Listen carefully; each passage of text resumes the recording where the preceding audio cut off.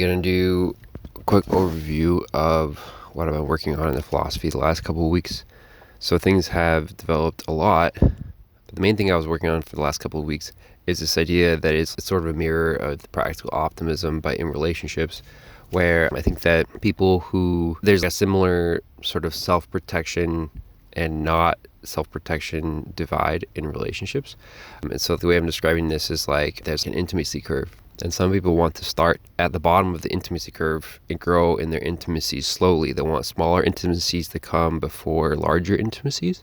And then there are people who want the opposite. They want to start at the end of the intimacy curve and essentially ask for the largest intimacy first. And this is a mirror to that linear exponential path or sort of minimizer dynamic where people actually, I'll use minimizer as a shorthand, but essentially when you ask for your smallest intimacies first, you have worse relationships. And the reason is because your relationships are not built on honesty and they're not built on chemistry. They're not built on actually what makes a relationship good. They're built on insecurity and they have a false foundation. And so what you get in the end is not a true and honest relationship where you love each other actually, although there may eventually be love, but the love comes much slower. And when it arrives, it is far more likely to be dependent, or it is simply that, just like dependence masquerading as love. Because I think you definitely can fall in love, but the point is that if you are insisting on your small intimacies coming first, then you can't be around people who are asking for the largest intimacy first, because that is the opposite of what you want, which is to be safe. And so you can't accept any leadership from people who want the largest intimacy first, and therefore you can't have those people around you. And so you insist on all of your relationships starting out with verification, checkboxes. And I think the classic example of this, or at least in dating, which is the realm where I've been dealing with it most, is just like women who want commitment before they're willing to have fun or show their true self. Or sometimes you might say it's like people who want some display of commitment or assurances that you're going to stay with them after sex.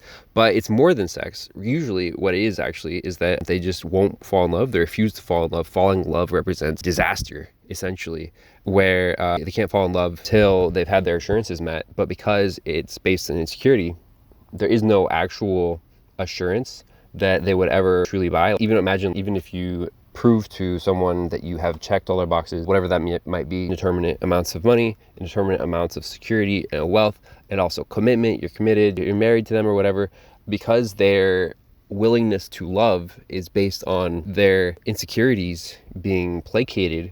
If you ever lose the ability to placate those insecurities, then they have no more reason to love you, or at least like they've lost their reason to love you. But also, there's a lot of ways this is fucked up. It's fucked up from other directions too, because it takes so much longer to get into a relationship because everything has to happen very slowly. You grow in intimacy slowly, you grow in trust and also chemistry slowly. Everything has to happen more slowly. And so the foundation that you eventually, when you actually do become intimate, when you actually do start to grow in feelings for one another, you can't actually tell if they are real, because it's not what you didn't start with your real self. You started by deferring your real self for the placation of your insecurities, for checking your boxes to make sure that you feel safe, instead of actually getting a good relationship, which is an honest relationship. It's a relationship where you're not, so I don't know, it's very similar. I don't know if I've necessarily described it fully to my satisfaction, but I'm excited to do it. I think it's a good theory, and it's holding water so far, or at least it feels like it's holding water, but I think it might change before I'm finished with it. But that's what I've been working on. And when you don't insist on security and safety before you're willing to be your true self with other people, then you find that you not only have better relationships, but you sort of invert the intimacy curve. You don't need to go through many multitudinous steps in order to establish good relationships with people. And so another thing I've been working on is just essentially, I'm not sure that long-term relationships exist.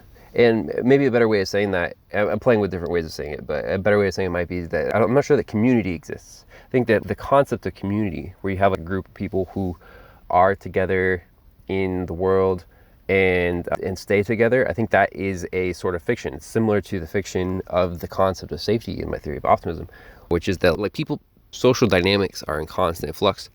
And the idea that people stay with each other in stasis is silly and contrived.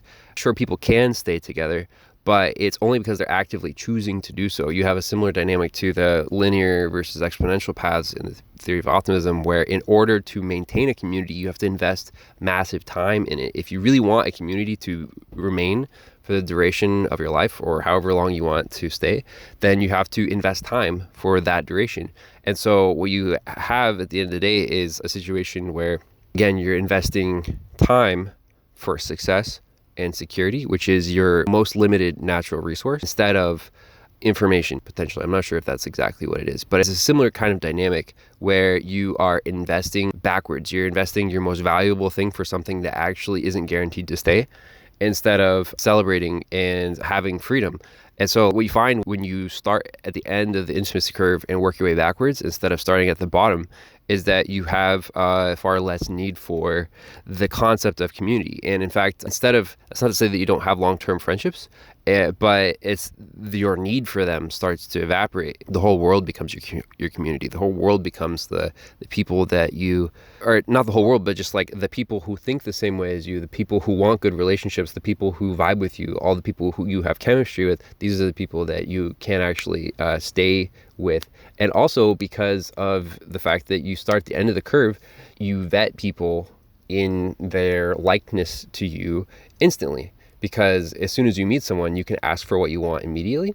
And if they are minimizing, then they will be offended. They won't want what you want. They won't allow you to be around them. They will try to interpret your asking for what you want as asking for what they want, which is a small intimacy first, not the biggest intimacy first. Which, by the way, I think the biggest intimacy to ask for is to fall in love, not sex.